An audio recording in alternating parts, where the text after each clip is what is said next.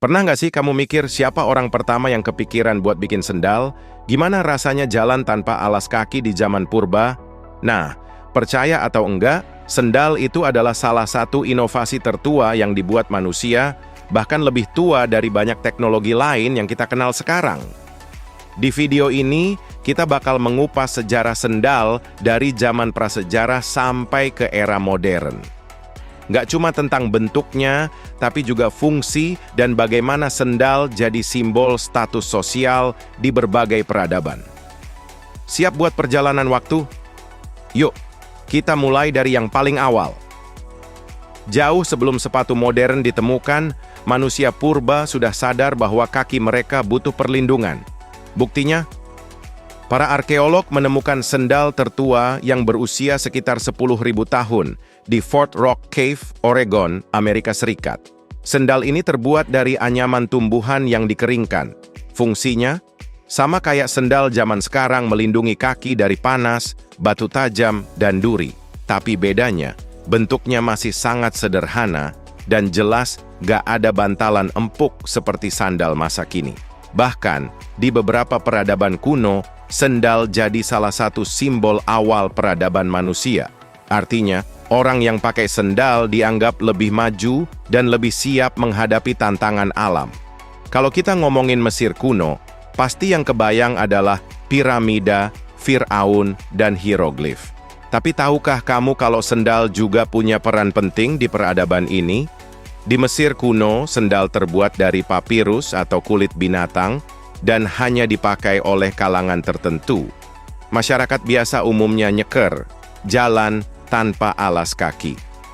Yang lebih menarik, Firaun dan bangsawan punya sendal khusus yang terbuat dari emas. Bahkan ada sendal yang didesain dengan gambar musuh di bagian alasnya, supaya setiap kali pemakainya berjalan, dia secara simbolis menginjak musuhnya. Kalau di Mesir sendal menandakan status sosial, di Romawi, alas kaki lebih dari sekadar pelindung kaki, tapi juga penanda kelas sosial. Prajurit Romawi menggunakan caligae, sendal berbahan kulit yang diperkuat dengan paku di bagian bawah. Paku ini membantu mereka berjalan di medan yang kasar tanpa mudah tergelincir.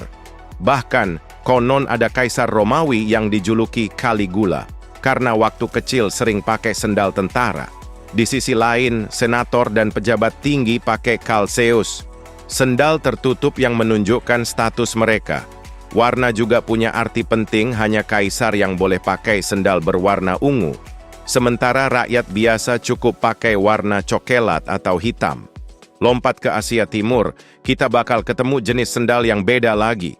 Di Jepang, ada geta dan zori, dua jenis sendal kayu yang masih digunakan sampai sekarang. Geta adalah sendal kayu dengan dua penyangga di bawahnya, mirip dengan sepatu hak tinggi. Fungsinya, supaya kaki nggak kotor waktu berjalan di jalanan yang berlumpur atau basah. Zori, di sisi lain, bentuknya lebih mirip dengan sandal jepit modern dan sering dipakai dengan kimono. Sementara di Tiongkok, sendal juga berkembang dengan gaya yang unik. Beberapa desainnya mirip dengan sendal Jepang, tapi ada juga yang dibuat dari kain brokat dan digunakan oleh kalangan istana. Di India, sendal juga punya sejarah panjang. Salah satu bentuk tertuanya adalah paduka, yaitu sendal kayu dengan satu tonjolan di bagian jempol untuk menahan kaki. Paduka ini sering digunakan oleh para raja dan tokoh spiritual. Bahkan, dalam beberapa kisah mitologi Hindu, para dewa dan orang suci sering digambarkan mengenakan paduka sebagai simbol kesucian. Sementara itu, di Timur Tengah, sendal dibuat dari kulit yang lebih tebal dan sering dihiasi ukiran indah. Beberapa desainnya bahkan bertahan hingga sekarang dan masih bisa ditemukan di pasar-pasar tradisional. Menariknya, di Eropa abad pertengahan, sendal mulai kalah populer dibandingkan sepatu tertutup. Salah satu alasannya adalah kondisi cuaca yang lebih dingin, sehingga orang-orang lebih memilih sepatu daripada sendal terbuka. Tapi di beberapa wilayah, seperti Spanyol dan Italia, sendal masih tetap bertahan, terutama di daerah pesisir yang lebih hangat. Masuk ke era kolonial dan revolusi industri, sendal mulai diproduksi secara massal. Dengan berkembangnya teknologi, material seperti karet dan plastik mulai digunakan, sehingga sendal jadi lebih murah dan bisa diakses oleh semua kalangan. Di Jepang, setelah Perang Dunia II, gaya sendal tradisional seperti zori mulai mempengaruhi desain flip-flop yang kita kenal sekarang. Sementara di Eropa dan Amerika, sendal mulai jadi tren fashion, bukan hanya sekadar alas kaki untuk di rumah. Sekarang, sendal udah berkembang ke berbagai bentuk dan fungsi.